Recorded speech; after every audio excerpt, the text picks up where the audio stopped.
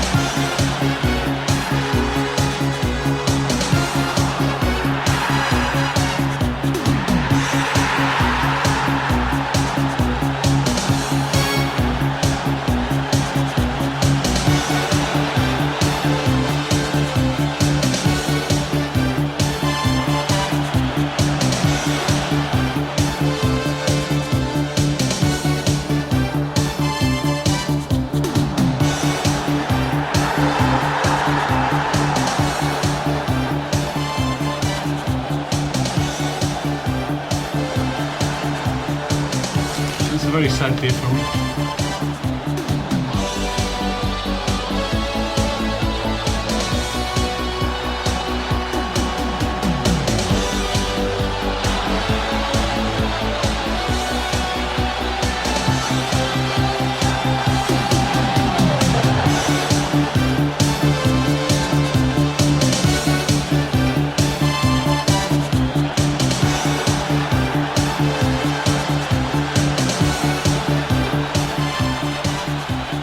The raising of the league flag has always been considered the top priority at Ibrox, so they brought in new faces at the start of the season, like Mark Hateley, who cost $1 million from Monaco. Peter Hoekstra came from 20 Enschede for $300,000. And to add steel to midfield, Terry Hullock arrived from Millwall, again for £300,000. And Oleg Kuznetsov had already been booked by Rangers from Dynamo Kiev for $1.2 million in July, but didn't arrive until October. From the opening game against Dunfermline, it was clear Rangers were confident they could retain their title. Brown pushing up on the left to take the pass from Spackman. That's towards Hateley. The opener for Rangers. Just 10 minutes on the clock. And any lingering doubts among the Rangers fans about Mark Hateley quickly dispelled. Got in by Cosma. Helped on there by Butcher as far as Paul Smith. Ricochet there, it's turned in by McCall, and Dunfermline are back on level terms. Has to take on Wilson. Great cross from Johnston.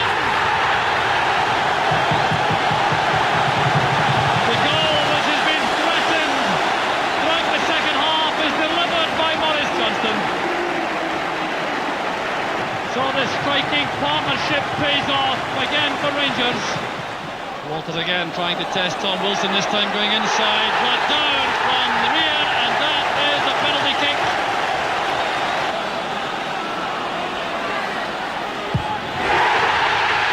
To Rangers. That's shit. And fitting that Walters should get his name in his score sheet. August, of course, is the month of the Skull Cup, the trophy that's been at Ibrox so often it could walk up the marble staircase and find the trophy room itself.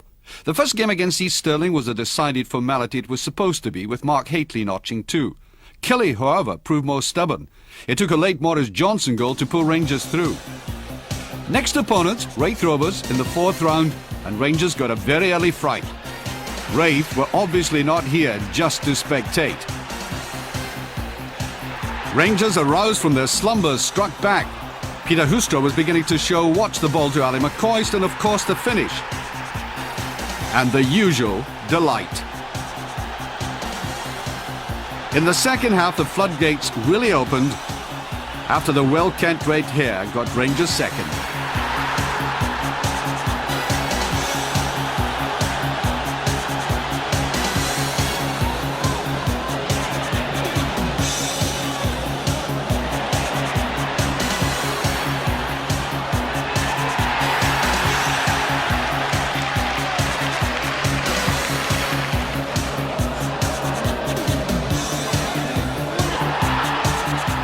Terry Butcher's embarrassment was short-lived. If you've got to come back from an own goal, this is perhaps the best way to do it.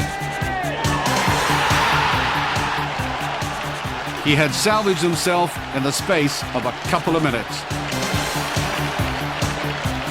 Terry, though, was still struggling to find his true form after a hectic World Cup. An injury had taken toll of his fitness.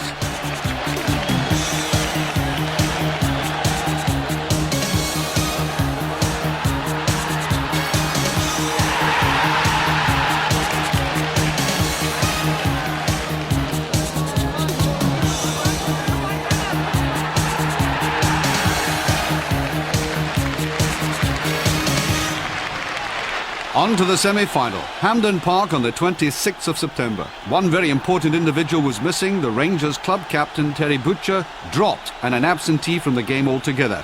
But there was still plenty of international class to catch the eye. I know there was a feeling in England that Trevor Steven was a little lightweight to play in the centre of midfield, but Andy, I've always liked to see him play in there. Yes, and he's always felt that eventually that would be his best position. I know a lot of people down south watching tonight, many Everton supporters will find it strange to see him in that position, but I know even from Everton days there that he did feel that that was his best position. He eventually wanted to find himself in there, and I think to be playing in Scotland at the pace of games played it in there shows that he can do it. I suppose as far as playing for England, though, his best chance is still to play wide on the right. But look at him through the middle here. Trevor Steven! It's a fabulous goal!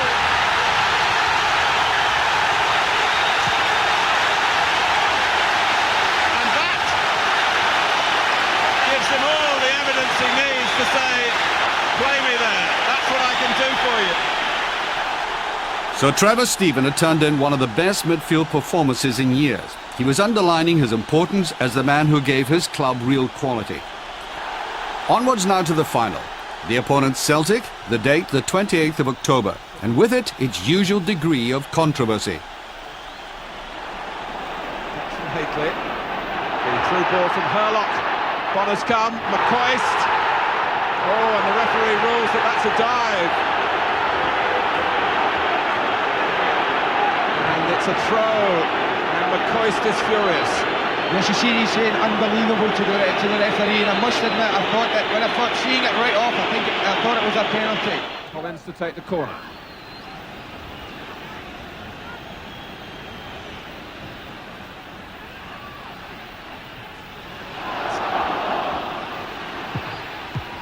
Oh, and it's turned in by Elliott.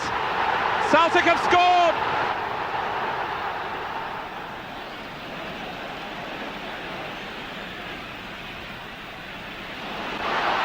McCoist, Walters, 1-1.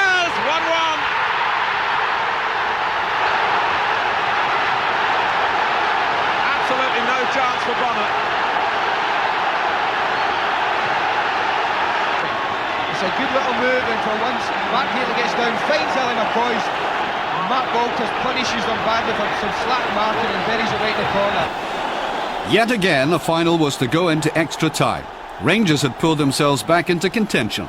They'd already been through this in their famous final with Aberdeen in 1987, and Celtic had endured the agonies of extra time and penalties in the Scottish Cup final. The strain was telling, and the Rangers' defence, especially Woods, had to be in fine form. Jekanovski. What a wonderful save by Woods. Some clever contributions, relying his inexperience. Oh, and is it in? It is! It's Richard Gough who came round the back. Richard Gough had just reasserted himself in the best possible way as Rangers leader. He had scored many an important goal for the club, but none quite so vital at a time when the team was going through a period of readjustment. It's a mark of a quality player that he can pop up when least expected, like this.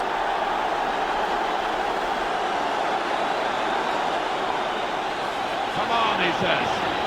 And he set the example. The Rangers have won. Richard Gough has done it. And the pain of the past few days is forgotten. Rangers had lifted the trophy for the 17th time, a record.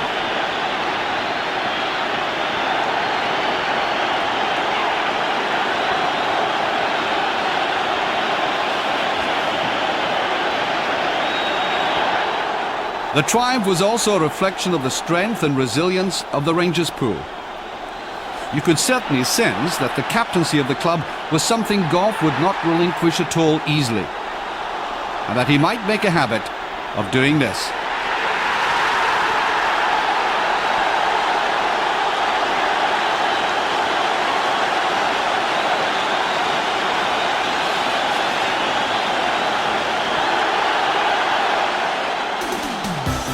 The manager in a fit of sheer delight.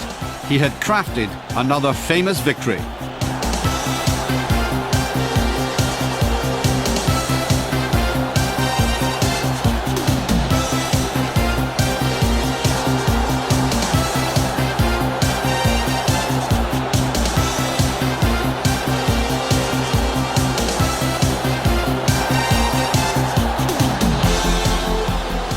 But the league was still the serious business, and an indication of Rangers' hunger for the title was to be in evidence at Tynecastle on the 8th of September. Good play by the Dutchman, and a goal for Rangers! 21 minutes gone here at Tynecastle. Marvellous play by Rangers. Peter Houstra showing why Graeme Souness splashed out £300,000. And that already looks a bargain. The man from FC 20 Enschede absolutely skimming Walter Kidd, getting the ball to McCoist, taking the return and slotting it past the diving Henry Smith. Johnston, great ball through Kelly McCoist, he's onside. McCoist must start. Number 2 for Rangers.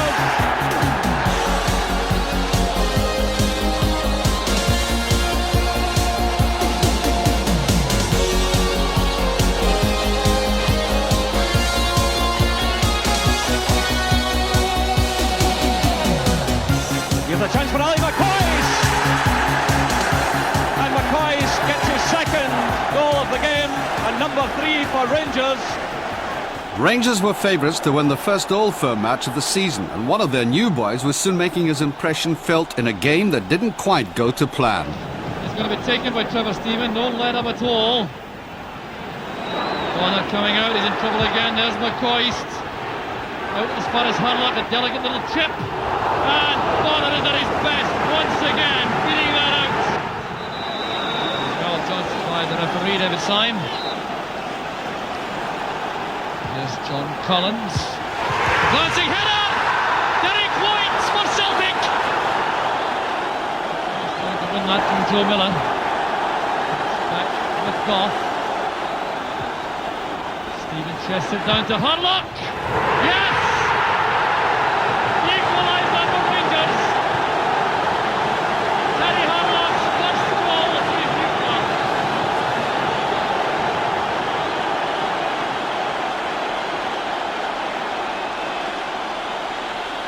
It could have gone anywhere, but it went in. It definitely took a deflection and went in, but it was nice to go in. How did you feel after that? Over the moon, you know. I could go anywhere in Glasgow, well, half of Glasgow. But no, I got treated like a lord, like, you know. It was good. But there was a setback at Tannadice the following week, after a very fine start. Good running by Stephen, he wasn't picked up. There's Johnston! Rangers take the lead, and the United defence is caught completely napping. Terry Butcher, and indeed none of us, was to know that this would be his last game in a Rangers jersey. His exit was a trifle embarrassing. But he'll be remembered for his greatness. He led Rangers to one of the most successful periods in their history and is an Englishman who will always be welcomed back. For 6 weeks later, he was to leave for Coventry, an honorary Scotsman. The next league match found Motherwell typically hard to break down, but perseverance paid off. That great club servant, John Brown, ending off pressure by being tidily on hand for the only goal of the game. This was a position at the end of September. Some familiar names up there, not too many surprises, but still a long, long way to go yet.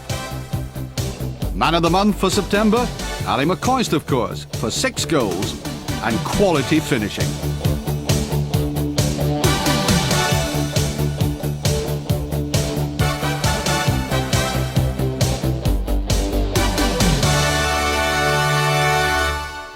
Rangers Football Club have been innovative in their task of facing up to the future.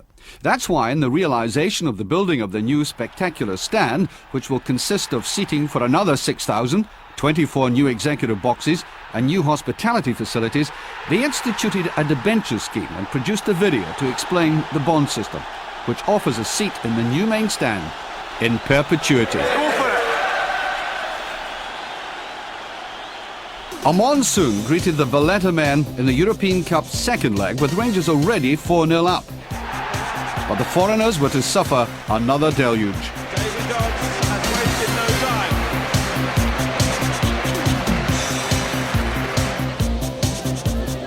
Another European goal for his record. Maybe more to come. Oh! Spencer! 2-0. And both of the forwards have got one, but it's very precious for a player playing in a competitive game in the first team for the first time. Stephen Walters is round the back. That's one for Johnston. 3-0. Walters was also in that category as well. Johnston! Rafa putting his team in trouble. Alstra. It's a penalty. A rare chance, maybe a unique chance. The thing is, Martin, if you've seen Chris Woods in five-a-side games, he really does fancy himself as a goal scorer. Never plays in goal. He's always up front knocking goals in. This is a test for him. Well, it's a collector's item, this. Chris Woods for Rangers. Missed it! And that will take some living down. It's all very congested in the middle. There are players to the left for Rangers. And through the middle. Spencer is one of them. And McCoist!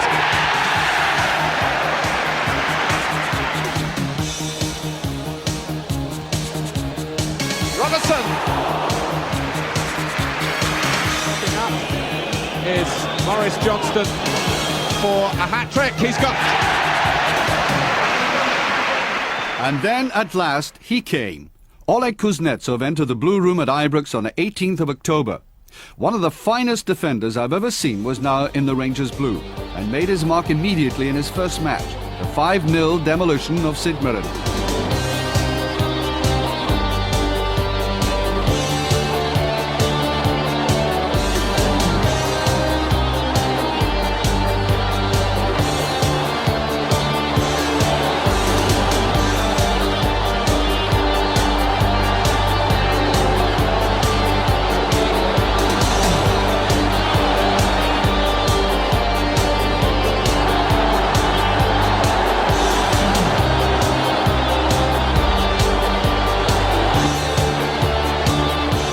But the following week at Perth, the tall Russian met disaster.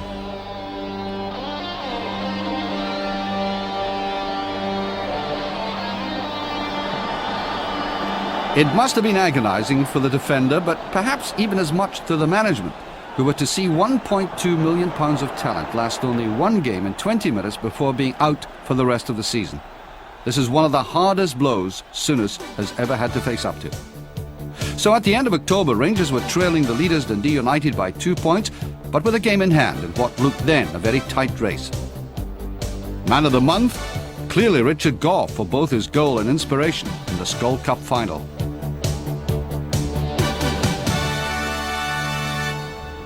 Meanwhile, the work on the stand continued apace. This required the maximum attendance for the stadium to be cut to 38,000. But it would give the old traditional stand an entirely updated appearance, whilst the outside of the new structure will still retain the familiar Ibrox profile. Next Hibs on November the 3rd. Rangers were now moving strongly. He did well. To Stephen. It's a great cross by Stephen. And Haley scores! Marco's cross. Haley again! Sheer brilliance from Walters. Walters taking on Milne. Chance for Stephen! Since Graeme Souness arrived at Ibrox, Rangers have always been drawn against tough European opposition, and Red Star Belgrade were no exception. Having been beaten 3-0 in Belgrade, Rangers looked to be on a hopeless task against a very talented team, but it always to try to believe in their ability to fight back. But events were not going their way.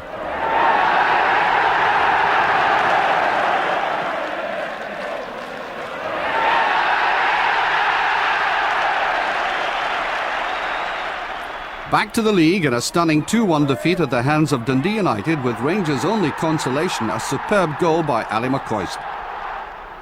But at Fir Park a week later, Rangers redeemed themselves. A chance for Walters! Rangers pouring forward, it's Ali McCoist from Johnston! A magnificent goal! Oh, great ball through now to Gary Stevens, he must score!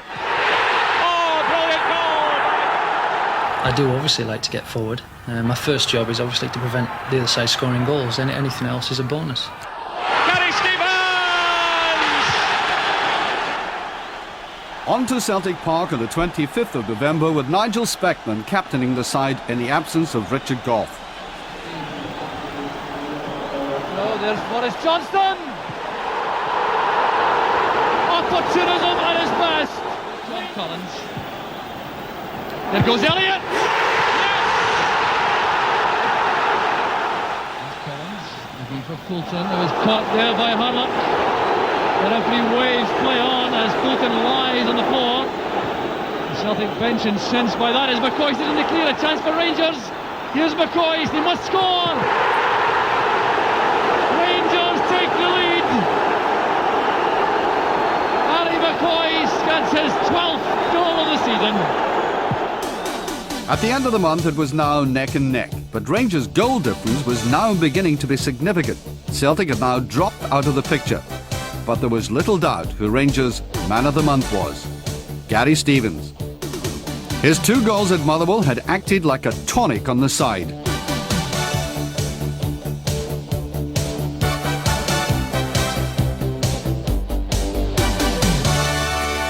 December saw Rangers in rampant form. Their play touched the heights, the goals rained in.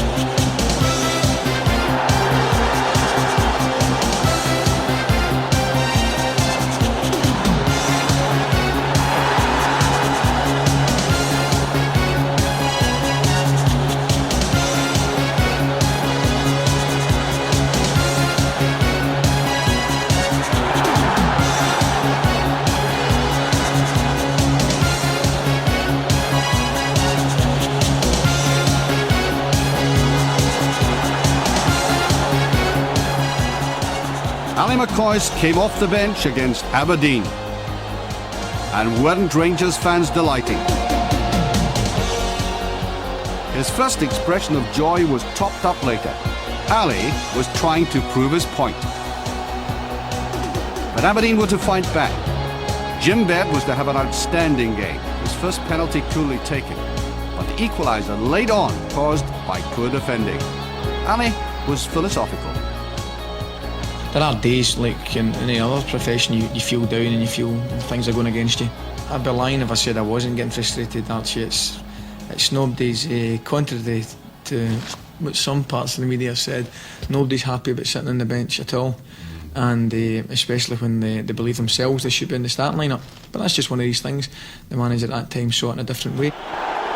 This might just be about the best goal Ali has ever scored. Certainly his uncertainty of selection didn't dampen his spirits, and one got the impression he was a determined young man. On the 27th of December, it was announced that Ibrox was to have its first international since 1938, when Russia would play Scotland. On the 29th of the month, Rangers won 2-1 at Tannadice, and they were now beginning to stretch ahead in the league. Early days yet, of course, but again, the goal difference columns looked healthy. December's Player of the Month? Mark Walters. His style was captivating, friend and foe alike.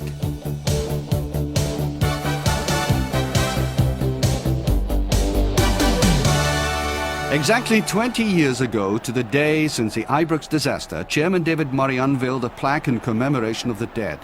This touching ceremony preceded the Rangers-Celtic game, which was itself prefaced by a silence.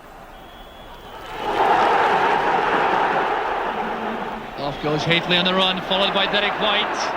Good tackle that by White. Well, he clearly thought the last touch was by Haitley. The linesman disagreed.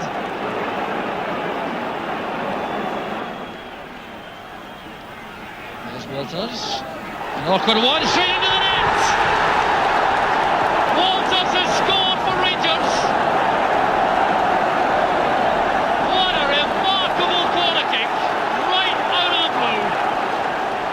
Yeah, that was a good goal. I mean, I'd love to say I meant to score direct from the goal kick, but if I'll be truthful with myself, it was a fluke. I meant to ping it to the near post, and as I've done that, the turf has just caught my studs and it's made it to swerve into the net.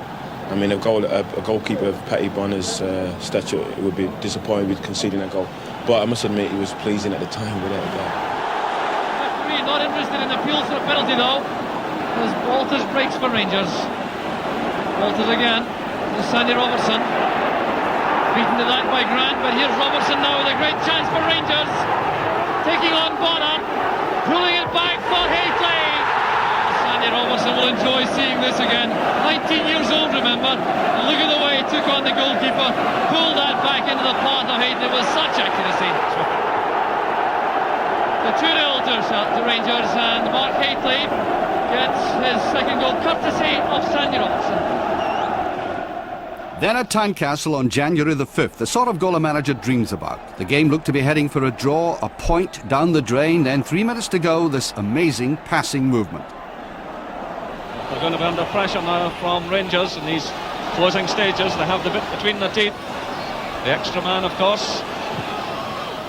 Gary Stevens left there by Walters. Haitley now to Johnston. Walters getting the ball in. It's Haitley! And Rangers have scored! One of the most pleasant moments of the season was the long-awaited comeback of Ian Durrant in the reserves. Almost 15,000 supporters turned up at a reserve match to welcome him. I don't think the crowd didn't know it was a 2 o'clock kickoff, so they sort of turned up late. I mean, they turned up in thousands, and I was really surprised, but I was glad to see the way they turned out. Did it give you a boost? It did at that time, because I was starting to get my first breath in the game, then my first game back. Then when I seen the crowds come in, it gave me an extra lift. How much do they mean to you, honestly? Well, I've been a supporter all my life now. I know what it's like, so once you play for the Rangers now, the supporters mean so much to you now, like an extra goal for you. Hopefully I'll start. In the third round of the Scottish Cup, Rangers drew Dunfermline at home. And Rangers are ahead. Taking on Sharp. Whipping in the cross. It's a brilliant finish In the league in January, Rangers were stretching ahead of Aberdeen and looking in a much stronger position for the home run. Dundee United were being left well behind. Man of the month, Mark Hateley. Any goal by a striker is a good one, I suppose, but late winners have a special significance.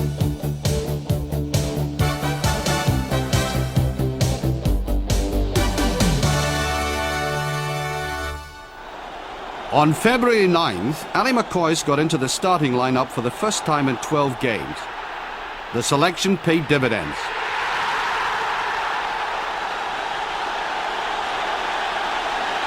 And he was in the mood the following week against Motherwell. Well, I've been looking for Boyd, but succeeds only in finding Stevens. Here's McCoist. That's a great effort by McCoist! Sheer genius from McCoist! Still looking for the chance to clinch the match. There's Hateley! Absolutely magnificent, that finish from Hateley. Against Cowdenbeath in the next round of the Scottish Cup, Nisbet's goal was a pick in the 5-0 win. There was a big change now in the look of the league. Anybody looking at that would have imagined the title to be in the bag. Aberdeen with a game in hand, trailing Rangers by 8 points. And United were now completely out of it. Man of the month, Chris Woods, who went through the whole of January and almost the entire month of February without conceding a goal. But beware the Ides of March and the penalty of missing vital chances at Pittodrie. And Hateley was inches away. Challenge, there's Morris Johnston. Couldn't quite get up high enough for that. So disappointed.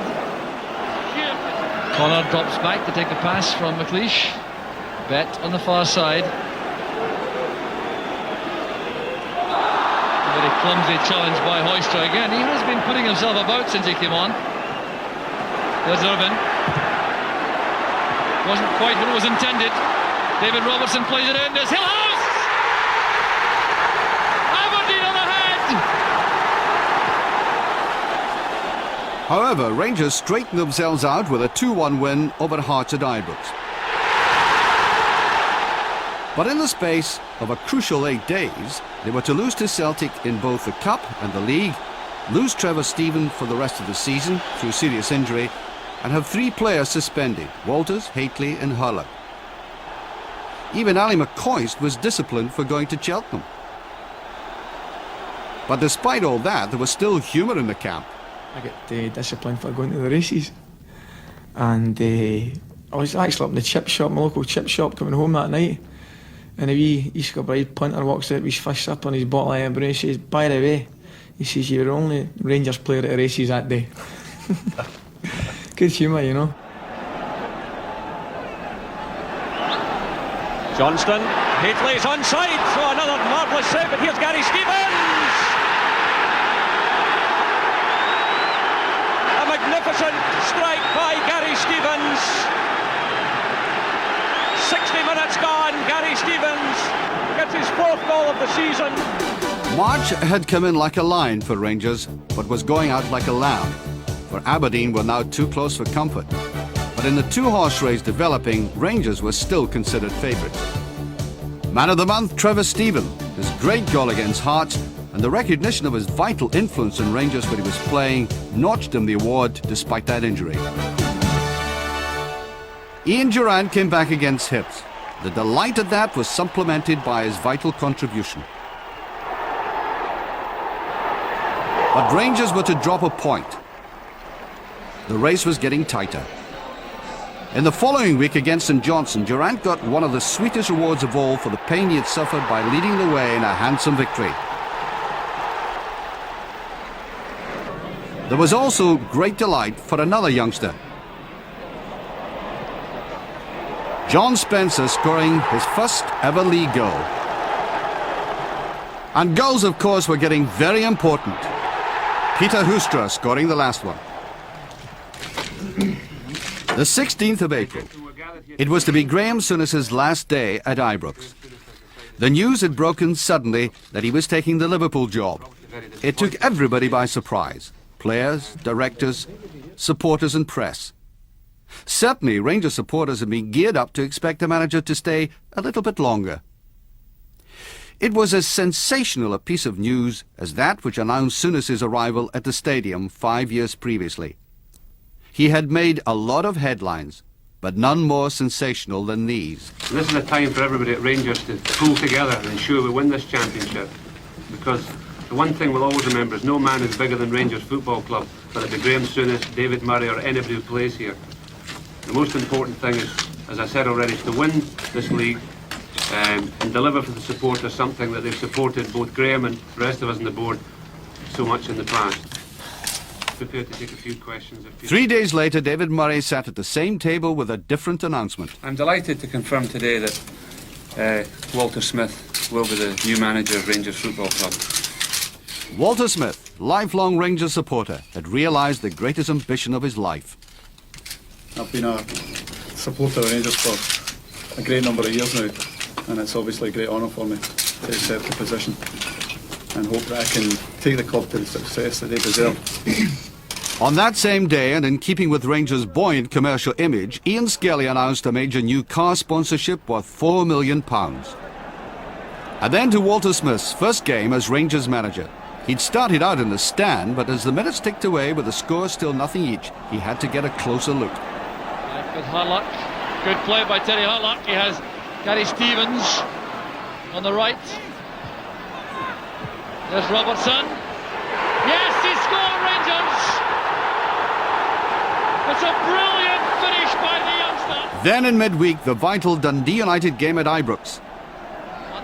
Here's Haitley again coming across for the throw at the near post. Headed away there by Clark. There's the header and the breakthrough at last. Every manager needs a powerful man at his elbow.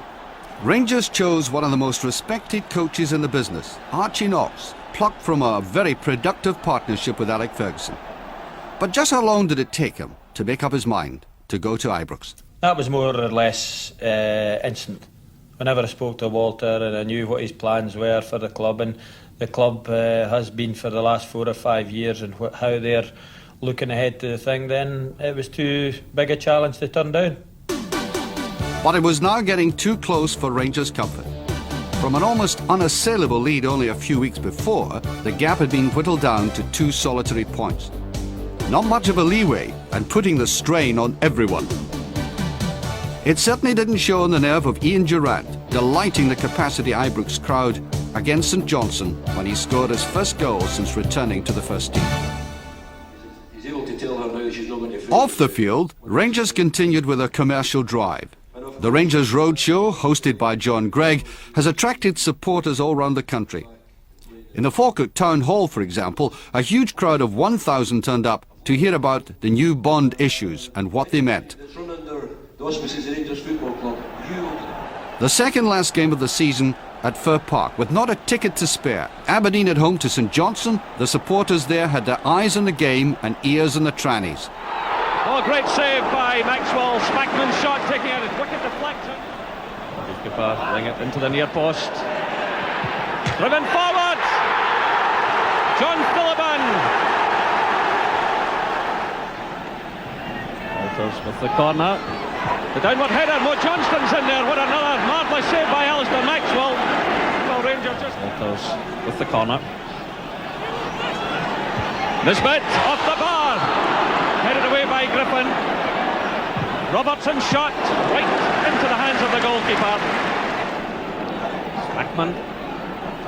Ball in looking for Johnson. He gets the touch on. Down goes Houseborough, the referee awarding the penalty kick against Maxwell.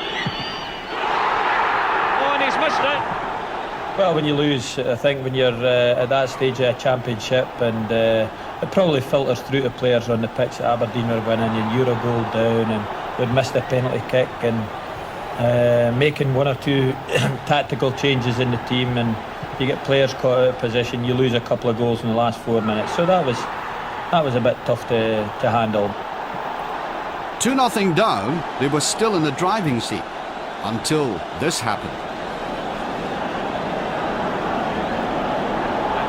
Again, Rangers stretched. It's Arlett again. Chris Wood's committing himself. And he scored! It's 3-0 to Motherwell. For almost the entire season, Rangers had led the field. Now, one game left, they'd been deposed. There could hardly have been such a challenge to the club in the league before. A title most people thought was in the bag months ago looked about to slip away, as Aberdeen needed only 1 point to take the flag. The last time a Scottish championship had been decided on the last day was in 1965, when Hearts played Kilmarnock at Tynecastle and the visitors took both points in the title, so anything was possible. That's why Ibrox could have been sold out 4 times over for this match. The most eagerly awaited moment in Scottish football for a very long time has arrived. The biggest showdown perhaps in league history, with the two top sides clashing. Remember, a draw would give the title to Aberdeen. Now Spackman on the break for Rangers. Switching play to the left for Cowan. He's brought down by Van de Ven, and he will also be booked.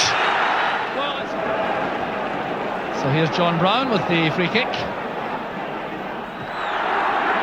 Ryan Grant lets that run for Van de Ven. This is McKimmie. Good play from Aberdeen. Now Wright. Just pushing the ball too far ahead, allowing Cowan to make that tackle. He's a very good defender, Tom Cowan. That's why he's been preferred in the side to Chris Vinicombe, I think. Vinicombe perhaps having the edge in the attacking sense, but there's Hillhouse to Jess. Hillhouse again, well tackled by Cowan. It breaks for Van de Ven. The alley cross finds Connor on the left. Back for Jim Bett. Trying the shot on the half volley. Couldn't quite get there as early as he would have liked to take it on the full volley and keep the shot down. But it was a fine move from Aberdeen. Robertson. Appeared to be caught there by Johnston, yes. The heels were caught by Maurice Johnston. Well, the pitch has been very heavily watered for this afternoon's match, and it certainly has done the trick because conditions underfoot are excellent. All the players playing in their normal studs, and that's a rare treat at this stage in the season. Rangers with the advantage of the wind in the first half. Up goes Jess. Here's Robertson. Well tackled by Nisbet. Now Spackman. McKimmie reacting quickly. There's a chance for Van de Ven going through, and it's Woods on the penalty spot for the save.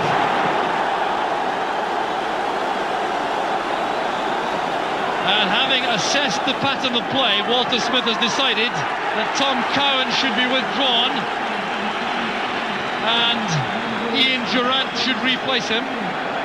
Cowan injured, unable to continue. He was taken off the field a few minutes ago. There's McKimmie playing the ball to the far side, trying to get it beyond John Brown. Here's Stephen Wright. The option provided by Van de Ven on the outside. There's Hillhouse, and the best chance of the match so far falls to Hans Hillhouse. It was just a fraction too high for the Dutchman. Great play. Ferguson. Across it goes to Stevens. Always wants to check onto his right foot though, Gary Stevens. Interception made by Wright. Here's Ferguson. Hustled all the way by Grant. Kimmy's clearance. Walters wants to bring the ball down and take on Wright. Going for the early cross. There's Haitley. That's a magnificent goal for Rangers. 5 minutes from half-time and Ibrox erupts. It's just about the first time of the match. Mark Haitley's at the better of Alec McLeish. It was a delightful cross and a masterly finish. Set up here by Walters. Good decoy runs made there, notably by Gary Stevens. That ball flighted across. And this is Mark Haitley at his very best. And what a double! Well, a goal of genuine quality. And Rangers now go back into the championship driving seat. Last attack of the first half. What a moment it would be if Aberdeen could equalise. Played in by Bet. Headed out by Brown. Here's McKimmie. Back it goes to David Robertson. And that indeed was the last attack of a tumultuous first half. A match full of tension. But Mark Hateley has settled things undoubtedly for Rangers with a glorious headed goal after 40 minutes set up by Mark Walters. Rangers had territorial advantage throughout the first half. Aberdeen coping extremely well defensively until that inspired goal from Hateley. So at half-time at Ibrox, it's Rangers 1, Aberdeen 0.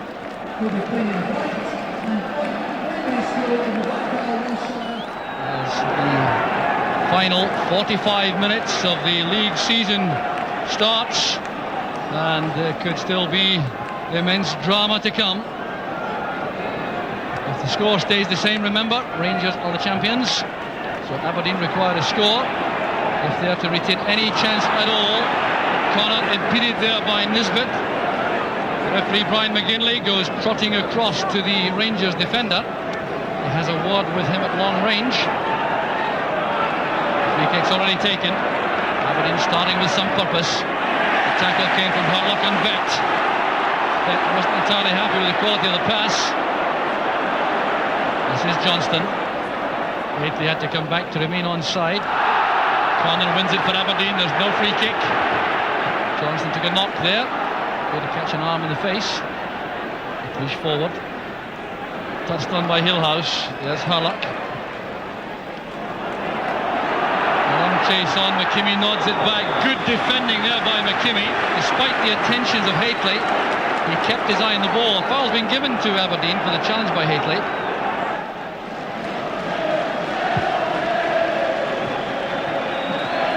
Hateley getting up again. McLeish didn't follow him that time. Here's Connor. Bringing up the line for Booth. The layup was intended for McKimmie, but he's released Johnston. Hateley waits in the middle. He will look to be offside. Well, the referee's allowed the goal. And Rangers are 2 in front. The error made in defence by Scott Booth. Chris Woods is celebrating, so too the Rangers supporters.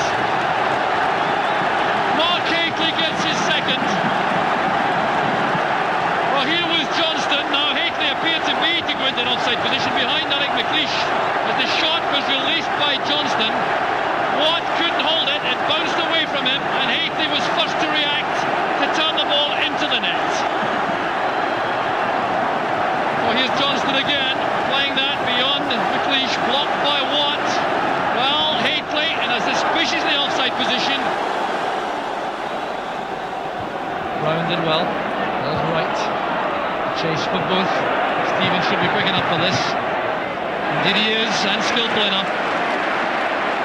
Here's Harlock, tackled well by Grant. Breaks for Bet.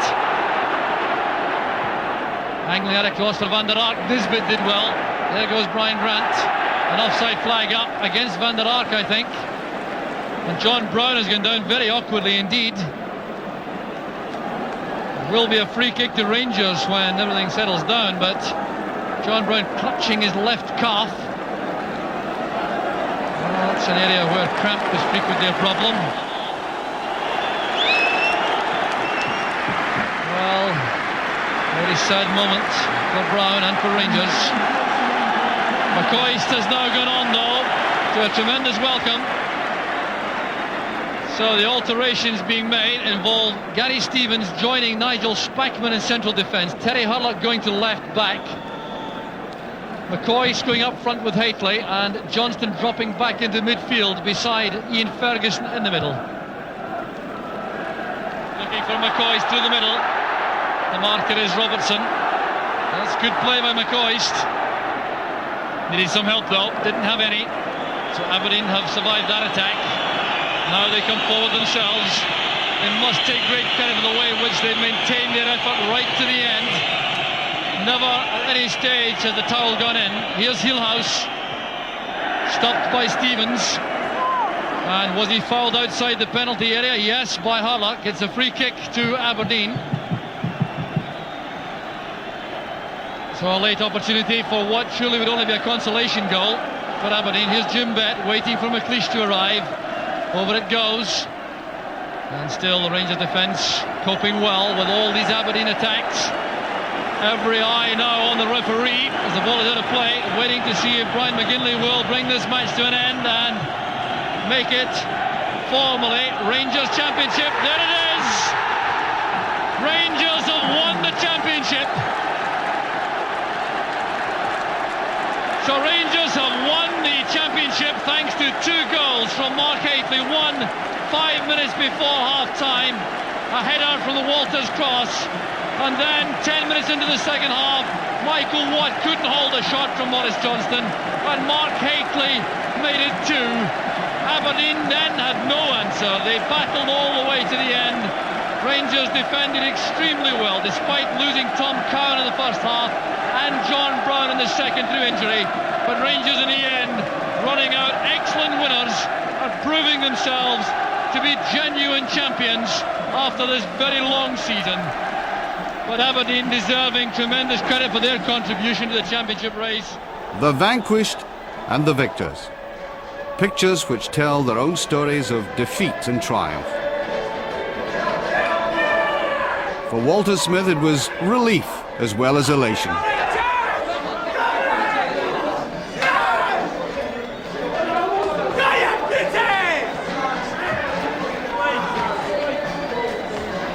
Pent-up emotion is hard to keep to yourself.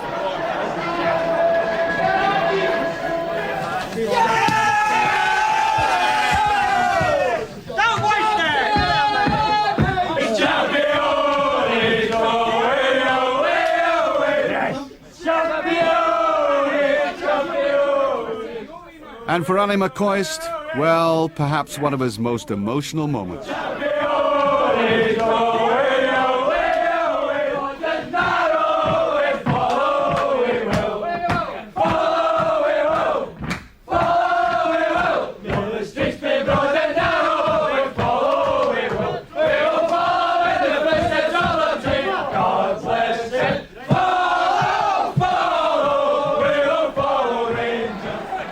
For the 3rd year in a row, Rangers had won the championship, and the crowd awaited the victors for what had been the closest and hardest fought campaign of them all. Now it was time to relax and enjoy the fruits of the great support they had given the team on the day of their greatest test.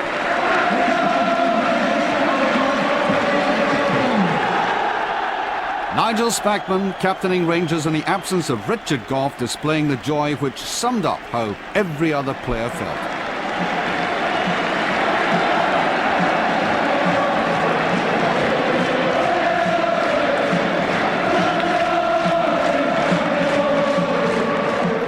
But it had been a special day for a man who had to work hard to win the affection of the supporters this season.